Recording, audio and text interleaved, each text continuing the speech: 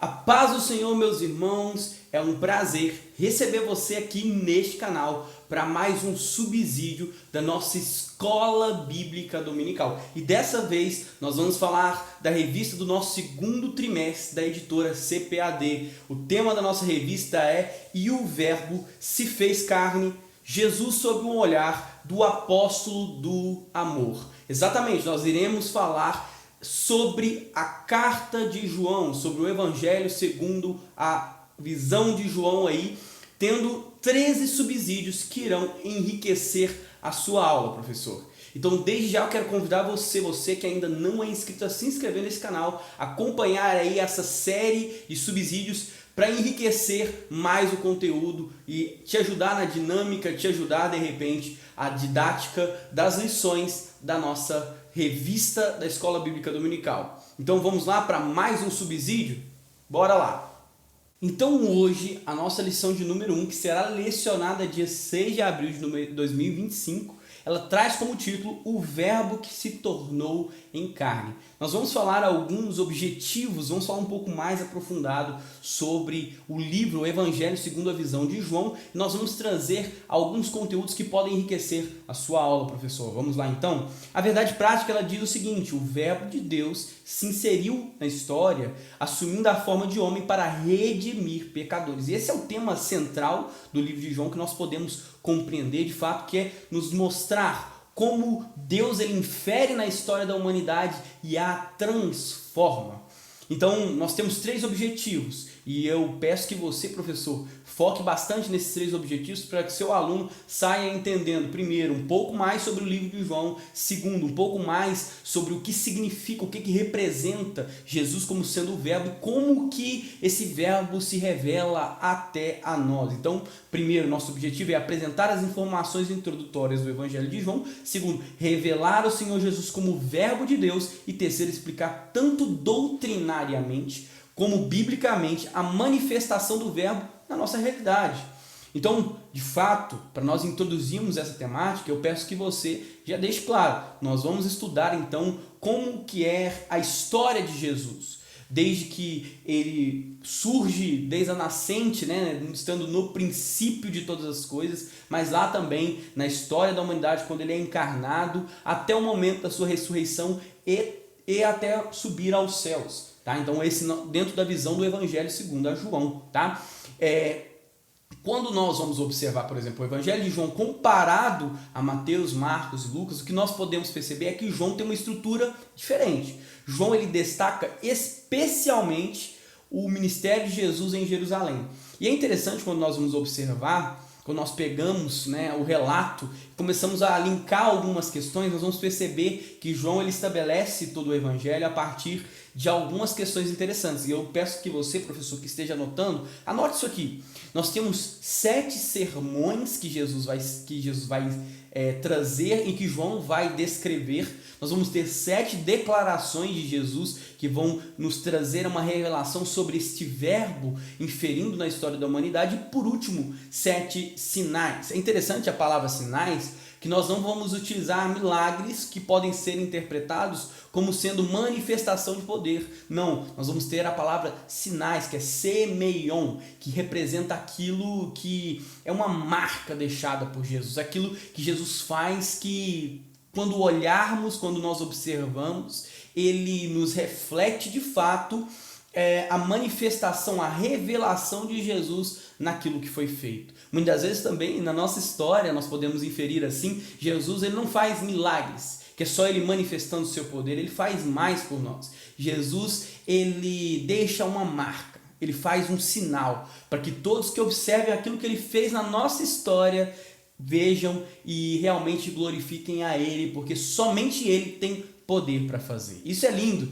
E nos 7 sermões que nós podemos citar, é o primeiro, o sermão ali para Nicodemos, que está em João capítulo 3. Por exemplo, o outro sermão é o sermão com a mulher samaritana, em João capítulo 4. Outro sermão é o sermão afirmativo, em que ele revela de fato que ele é o Filho de Deus, em João capítulo 5. Nós também temos o sermão que está descrito em João capítulo 6, que é quando ele afirma que desceu do céu. Depois nós temos o sermão sobre ele ser a luz do mundo, em João capítulo 8. Depois nós temos o sermão sobre o pastor das ovelhas, em João capítulo 10. E o último sermão, que é o sermão sobre ele ser a videira, em João capítulo 15. As 7 declarações que ele vai dar mediante a isso é que ele é, primeiro, o pão da vida. João capítulo 6, verso 35. Depois ele vai dizer que ele é a luz do mundo, em João capítulo 8. Depois ele vai também dizer que ele é a porta, em João capítulo 10. Depois ele vai dizer também que ele é o bom pastor, em João capítulo 10 também. Ele depois vai revelar também em João capítulo 11, na história de Marta, Maria e Lázaro, que ele é a ressurreição e a vida. Depois em João capítulo 14 ele vai se revelar como sendo o caminho, a verdade e a vida. E por último ele vai se revelar como sendo a videira verdadeira em João capítulo 15. E são 7 sinais que vão nos revelar o verbo que se tornou em carne. O primeiro deles vai ser quando Jesus transforma água em vinho em João capítulo 2. Depois a cura do filho de um oficial do rei lá em João capítulo 4. Depois nós vamos ter em João capítulo 5 a cura do paralítico em Betesda. Depois em João capítulo 6 a multiplicação dos pães e peixes. Depois em João capítulo 6 ele vai andar sobre as águas no mar da Galileia. Depois em João capítulo 9 ele vai curar um homem que era cego de nascença, algo que nunca tinha sido feito na história da humanidade. Porque uma coisa é curar um cego, que pode ter se tornado cego. Outra coisa é curar um cego de nascença, que é fazer existir visão da onde nunca existiu. E por último, a ressurreição de Lázaro em João capítulo 11. Todos os sermões, todas as declarações, todos os sinais que João relata no seu evangelho, segundo a sua visão, nos trazem a entender Jesus como sendo um feito histórico de Deus na humanidade. E de fato, quando nós observamos, por exemplo, o Evangelho de João, que aí nós já podemos entrar no nosso primeiro tópico, que é o Evangelho de João, onde nós vamos falar sobre o autor, sobre a data, sobre o propósito do Evangelho, que nós já falamos um pouco, sobre a natureza de Jesus dentro desse Evangelho. Nós podemos falar que então o Evangelho de João tem esse tema central. E aí você reforça bastante com os seus alunos, professor. Qual é o tema central do Evangelho de João? É que o Verbo, que é Jesus Cristo, se fez carne e habitou entre nós. Nós vamos falar mais no final que é o mesmo que tabernaculou, fez morada no meio de nós. E ele não fez morada somente em ambientes físicos. Esse Deus que é poderoso e se manifesta no meio de nós, ele faz morada dentro de nós. E isso é muito significativo para o leitor que está observando o Evangelho de João. É ver Deus se manifestando na humanidade, trazendo o que nós mais precisávamos, que é a redenção. A autoria, nós podemos observar algumas questões. Por exemplo, quando nós observamos, o primeiro ponto é que a autoria de João, ela foi originalmente não tida com um título, não tinha o nome Evangelho segundo a João. Isso vai ser ganhado posteriormente, tá? Então o que nós temos, por exemplo, vamos observar somente a escrita de João para nós colocarmos esse evangelho segundo a autoria de João. Quando nós observamos evidências indiretas, nós podemos tirar ali, lendo o evangelho, que o autor desta carta era um autor que era judeu, que ele também residia na Palestina, que ele foi uma testemunha daquilo que é narrado, e por último, que ele era um apóstolo de Jesus. E aí nós chegamos então diante de todos esses pontos que só pode ser o apóstolo João, pelas evidências em seus relatos, tá? Então, o testemunho dos pais da igreja, nós podemos citar alguns como Irineu, como Heracleano, como Tertuliano, como Taciano, como Policrates, como Teófilo, como Clemente. São alguns dos pais ali da primeira era da igreja primitiva que vão intitular então o evangelho como sendo o evangelho segundo João. Então, como eu disse, originalmente esse quarto evangelho, ele não levava o nome do apóstolo, mas posteriormente ele vai ser anexado, né, o evangelho então vai se tornar aí canônico, ele vai ser anexado como sendo segundo a João, tá? Alguns relatos, por exemplo, da própria escrita que nós podemos observar por exemplo, quando o soldado perfura um lado do Senhor Jesus, sai sangue e água, olha as observações, o escritor atesta o que ele viu. atesta o seu testemunho. Ele vai dizer assim, e aquele que viu testificou, e o seu testemunho é verdadeiro. Isso está escrito lá em João capítulo 19, verso 35. Ele vai dizer também, sem apresentar o seu nome, sem se identificar. Ele vai concluir o evangelho dizendo assim no capítulo 21, este é o discípulo que testifica dessas coisas e as escreveu. Então, nós entendemos que ele era muito próximo de Jesus. E aí nós podemos aprofundar ainda mais. Professor, aprofunde isso com o seu aluno. Traga a pergunta seguinte, quem foi esse discípulo amado? Quem foi João? Vamos fazer um perfil aí seu. De quem ele era filho? Nós podemos observar ali em Marcos capítulo 15, Marcos capítulo 16, Mateus capítulo 27, que ele era filho de Zebedeu e de Salomé. Que o seu pai era pescador e eles também o eram, eles eram pescadores. Eles quem, né? João era irmão, provavelmente irmão mais jovem de Tiago, que também foi um dos discípulos de Jesus, tá? Ambos ali, membros da família de Zebedeu, é observado que eles tinham provavelmente posses, né? E como que a gente pode evidenciar essas posses desta família? É que eles contrataram vários empregados, o que está escrito ali em Marcos capítulo 1, verso 20, e que João também cuidou, né, de Maria após a morte de Jesus. Nós vamos evidenciar isso.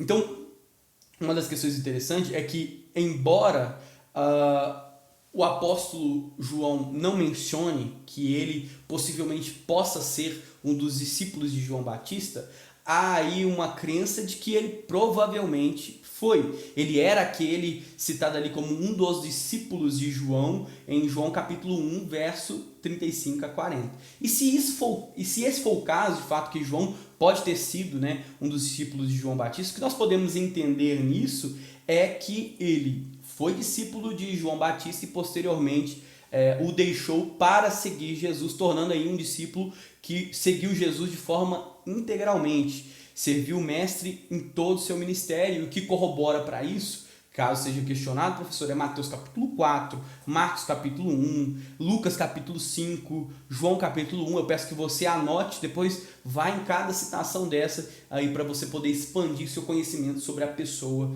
de João, tá? João, ele fazia parte do ciclo mais íntimo dos discípulos, tá? Ele, juntamente com seu irmão Tiago e o apóstolo também Pedro, né, discípulo Pedro, em várias ocasiões eles vão ser observados, principalmente no meio para o final do ministério de Jesus, como sendo aqueles que estão ali mais próximos, sendo chamados para um relacionamento mais íntimo com o mestre Jesus, tá? E o que corrobora para isso, que a gente consegue observar essa intimidade ali dentro do círculo, né, entre esses discípulos, é Mateus capítulo 17, Marcos capítulo 9 novamente, Lucas capítulo 9 e Lucas capítulo 22, tá? Pedro e João, por exemplo, eles foram os únicos que seguiram Jesus até o lugar do julgamento. A gente observa isso em João capítulo 18, no verso 15 e 16. Mas é somente João que vai com Jesus até o Gólgota, lá em João capítulo 19. É ele que vai ter toda essa vivência, toda essa experiência de observar e ver o nosso mestre ali crucificado. O apóstolo João também, posteriormente, né, ao relato ali, ele vai ser observado no livro de Atos muito pouco. A presença do apóstolo João diante da liderança de Pedro é quase que obscurecida. Mas Paulo, por exemplo, lá na carta a Gálatas, capítulo 12, verso 9, vai citar o apóstolo João como sendo um dos líderes influentes ali em Jerusalém, tá? Outro livro que é ali intitulado a João é o Apocalipse, tá? A autoria é atribuída também a João, e ali a gente vê também algumas questões que podem nos ajudar a observar João de uma forma em toda a sua história, né? Ali já numa idade mais avançada, João ele é observado sendo um homem, um profeta que tem visões da parte do Senhor, né? Então, por exemplo, nós podemos aí inferir também que pós isso, diante das escrituras, da literatura patrística, que João ele teve um fim residindo na cidade de Éfeso. E há uma história que é contada por Jerônimo, né, que João ele permaneceu em Éfeso até seus últimos dias, até sua idade avançada, e que por um tempo ele ia, né, estar em comunhão com os irmãos quando seus discípulos o levaram, porque ele era incapaz de caminhar sozinho e de sequer proferir algumas e muitas palavras, né? Então, o que se tinha de relato, segundo Jerônimo, era que João só costumava dizer uma coisa: filhinhos, amai-vos uns aos outros. E conta-se essa história que um dia um dos seus discípulos, cansados de ouvir sempre as mesmas palavras, perguntaram para ele assim: mestre, por que sempre fala as mesmas coisas? Filhinho, amai-vos uns aos outros. E ele respondeu de forma digna: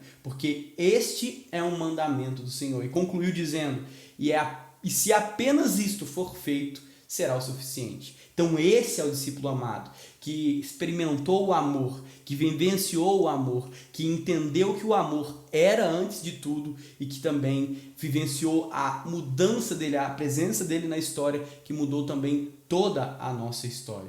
Então, uma vez que o discípulo ele era galileu, é interessante dizer isso, ele era galileu com ascendência judaica.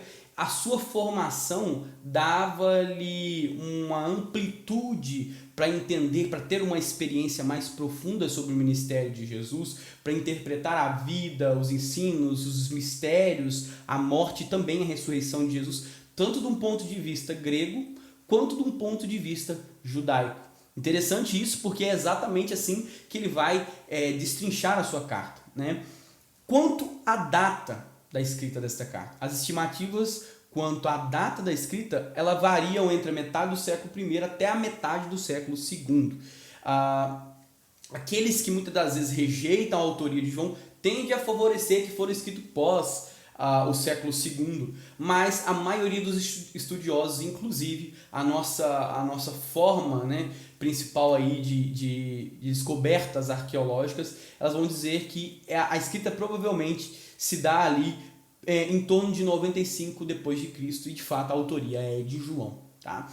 Então, tudo isso que nós falamos até agora vai corroborar para você complementar aí o seu primeiro tópico, professor, para que você possa expandir um pouco mais sobre a pessoa de João, sobre o seu escrito e quando essa carta foi de fato escrita, que provavelmente foi aí, como nós dissemos agora, 95 depois de Cristo, tá? E aí nós vamos concluir então essa lição com outros dois posicionamentos, que é o segundo, que é Jesus como sendo o verbo de Deus. Nós vamos ampliar um pouco mais esse nosso fato diante da carta de João. E o nosso terceiro aí, que é a encarnação do verbo, tá?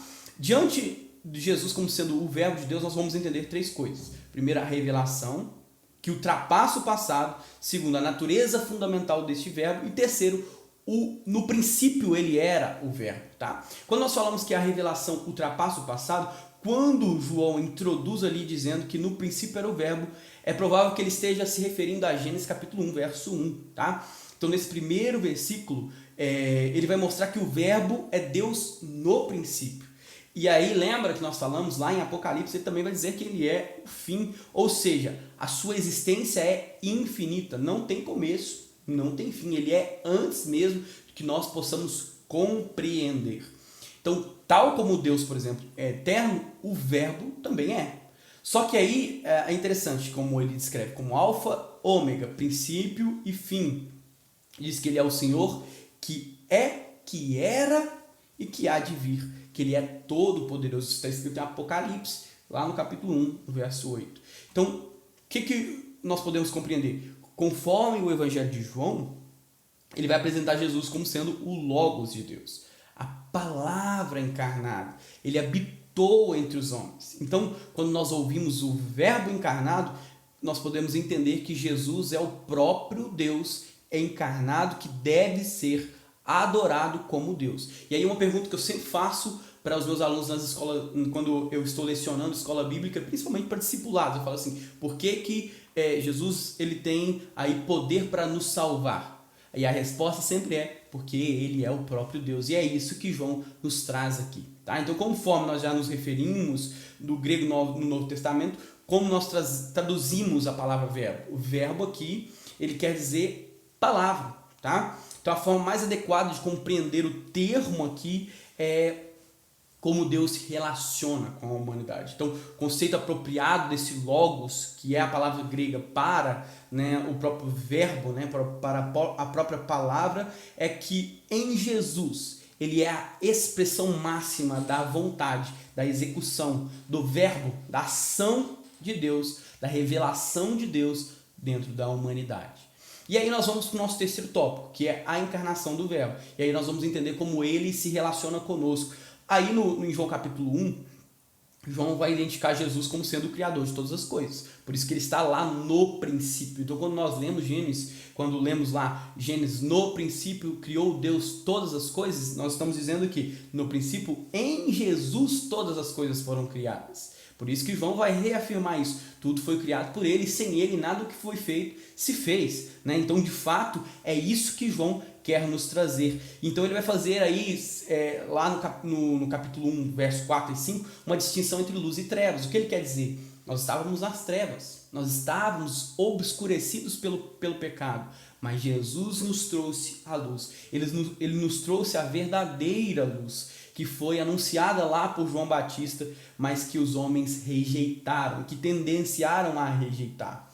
Enquanto Israel rejeitava essa luz, rejeitava a bênção da salvação por intermédio do Calvário, o Senhor Deus ofereceu a todas as pessoas, ofereceu aos gentios, ofereceu a mim e a você essa dádiva, que era dada independente de raça, etnia, língua. Então, a oportunização de sermos filhos de Deus, ou glória a Deus por isso, né? Tanto os judeus quanto os gentios, a luz se manifestou.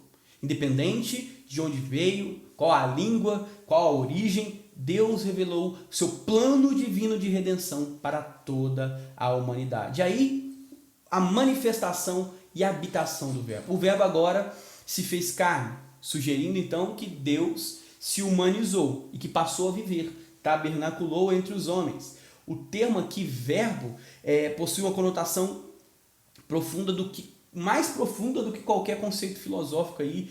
É Deus de fato entrando na história, mudando a história, estando entre nós, habitando entre nós.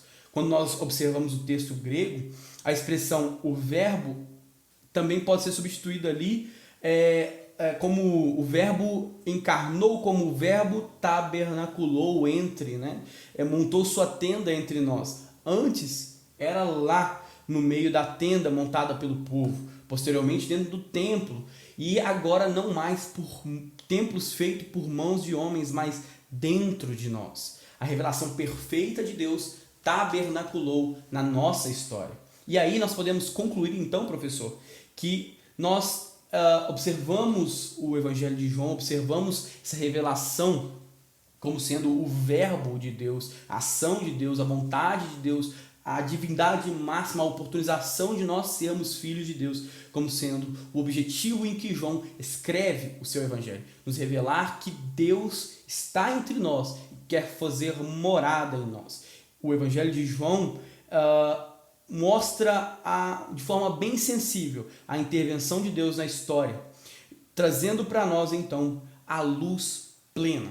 Aqueles que creem são tirados da obscuridade, são tiradas das trevas e de fato levados para a verdadeira luz. Espero que um pouco deste conteúdo auxilie você, professor, na didática da sua aula, que você seja muito usado no dia 6 de abril, que Deus possa enriquecer você, encher você e que você seja definitivamente usado por Deus. Então, novamente, quero convidar você que ainda não é inscrito a se inscrever e motivar para que nós possamos aí trazer todas agora as 12 lições posteriormente, trazendo aí esses complementos para a sua aula, professor. Aproveite, enriqueça ela com esse conteúdo, enriqueça também com dinâmicas para que os seus alunos possam compreender um pouco mais sobre o Evangelho de João, sobre a pessoa de Jesus ali descrita como sendo o verbo que nos trouxe a verdadeira luz, que nos trouxe a salvação. Que dádiva, que bênção. Professor, que Deus te abençoe e até a nossa próxima aula. Até lá!